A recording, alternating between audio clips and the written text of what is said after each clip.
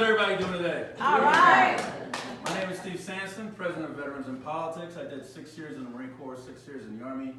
I'm a Gulf War veteran, and I'm also a disabled Gulf War veteran. Don't ask me my disabilities because I won't tell you. How many veterans we have here today? Could you all stand up, please? See all my veterans. Let's do a round of applause for all the veterans.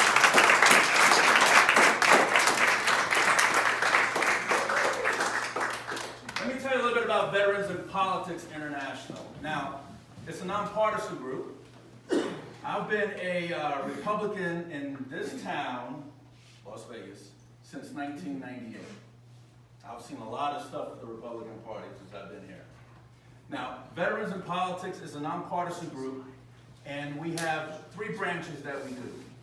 First, we educate the public on candidates running for elected seats. And you ask how we do that. We do that by social media. We interview everybody that's running for that particular seat. We ask all those tough questions. We do a background check because I know everybody can't tell who is running from who's not running, and they don't know anybody's background.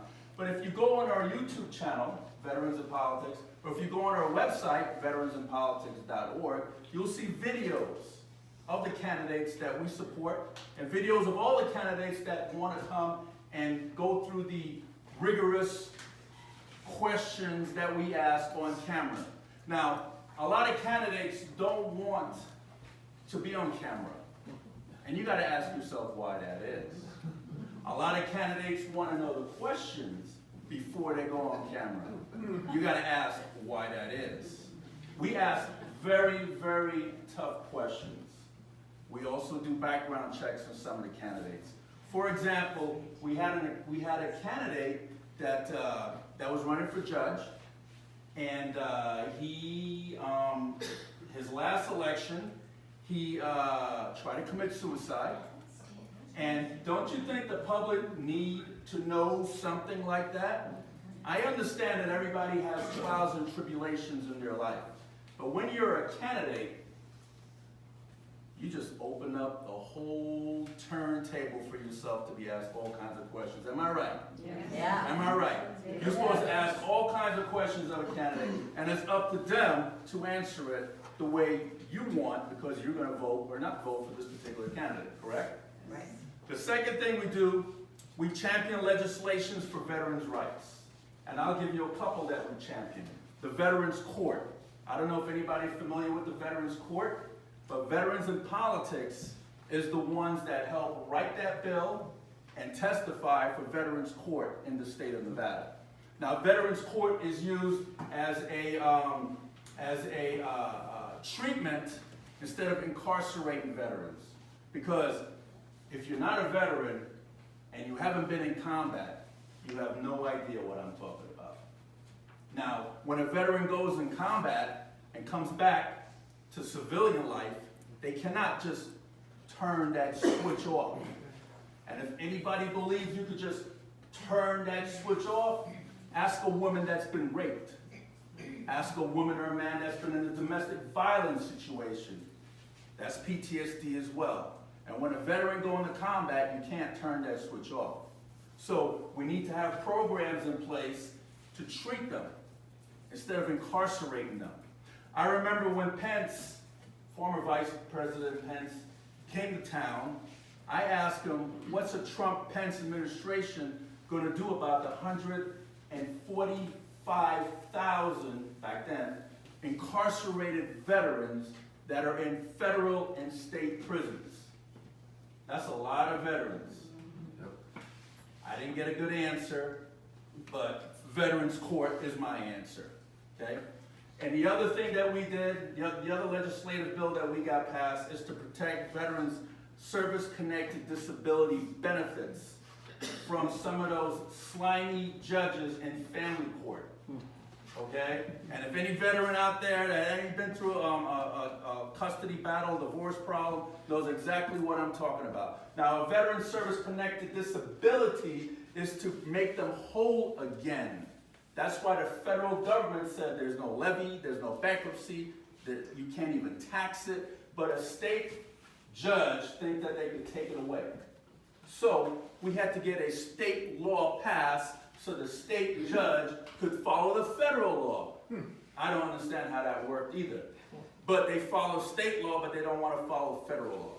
So that's the other thing that we did. And we go after public corruption. My God, I can't tell you how much I had death threats a bunch of times going after corruption. If anybody paid attention to veterans in politics, you'll know exactly what I'm talking about. Because we helped take out a lot of judges off the bench, one way or another, okay? Let me explain. Either they retire, right? They come out early than what they're supposed to, or they don't file for re-election, which is a good thing, or they lose in the primary. We developed a program called Court Watchers. And what we do is we go into the courtroom and we observe judges. Because who's watching these judges? There's nobody watching these judges. And they make a lot of mistakes. And let me tell you, not all of them now. I'm not up here to say that all judges are bad. But there are a few that violate federal, state. They violate their own judicial canons. So Veterans in Politics is to help keep these elected officials where they need to be. And that's to serve the people that elected them in office. And that's what we do. Yeah.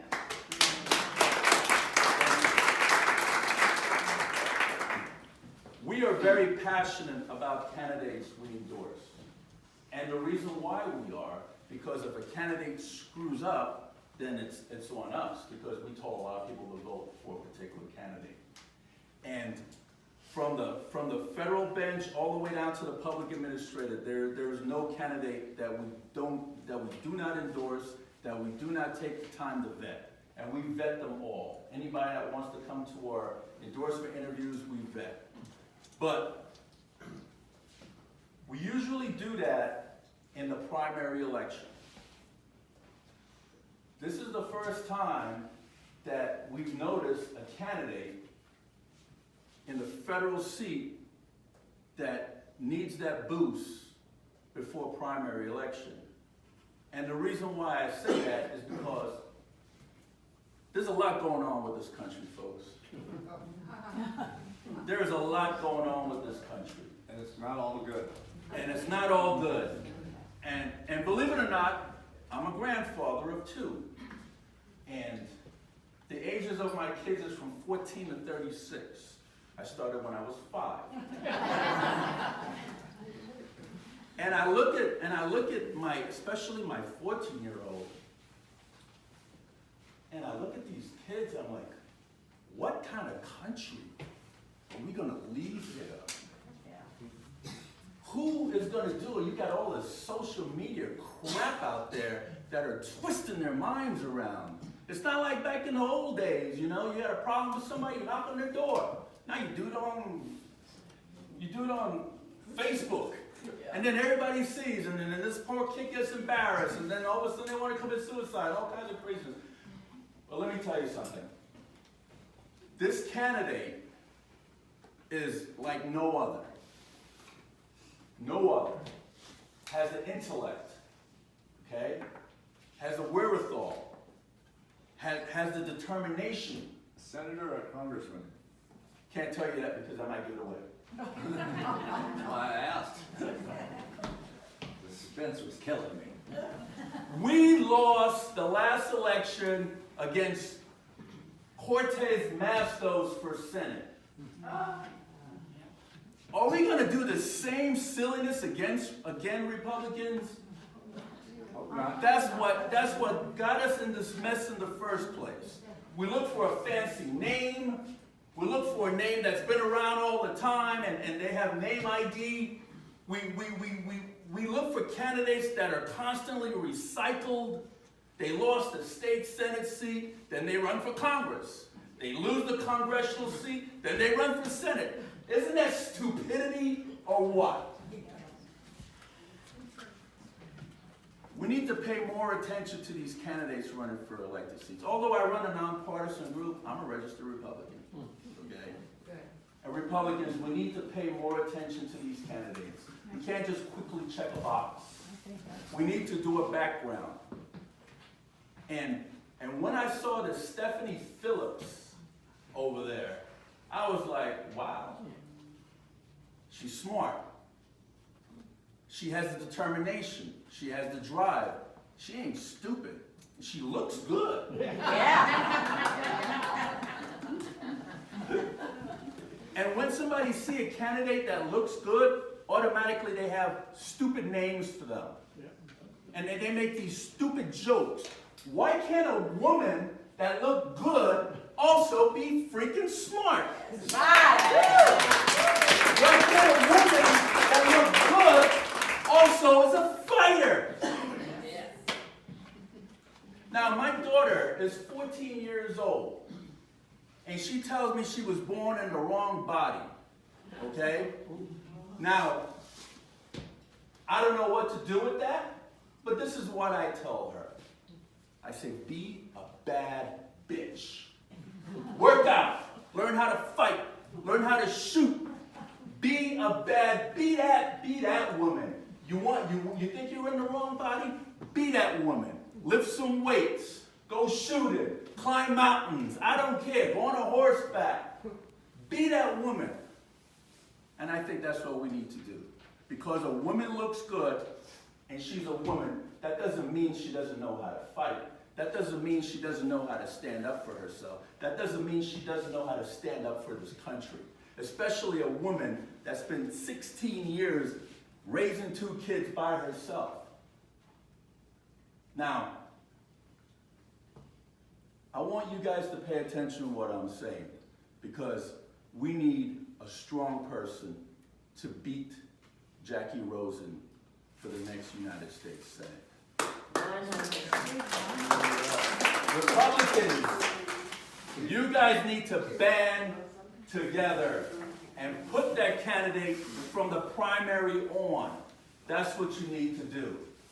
Because splitting these votes that are going on, oh, you know what, I like this person, oh, they're cute, oh, that's a nice thing. This is serious business, folks. This is the United States Senate. And when was the last time Republicans, I remember back when it was John Porter. Remember John Porter and John Ensign? Remember those 2 names, folks? Yeah. That represented Nevada in the Senate? Yeah. John Porter and John Ensign. And remember, Jim Gibbons used to be the governor? Remember that? I mean, you guys, we owned everything. We owned everything. I remember when Sandoval was governor and we owned the assembly majority. I know Staros Anthony talked about that the Democrats owned it, but back then we owned the assembly majority and we owned the state senate majority. What the hell happened to us? The count ballots. What happened? So if they cheat, they call it ballot harvesting, I think it is. Yes. Now, why in God's name we can't do the same doggone thing? You're right. Why can't we do the eye for an eye? Now, Republicans, Mesquite is small. I don't come up here too much. I come here every once in a while to hang out with Alan Littman and go to dinner. Republicans, you guys need to band together and take the federal seats back. You really do.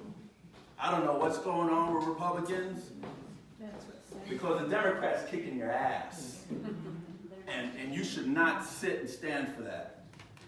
Take back those federal seats, Republicans, because we need to. We had them back years ago, and we could do it again.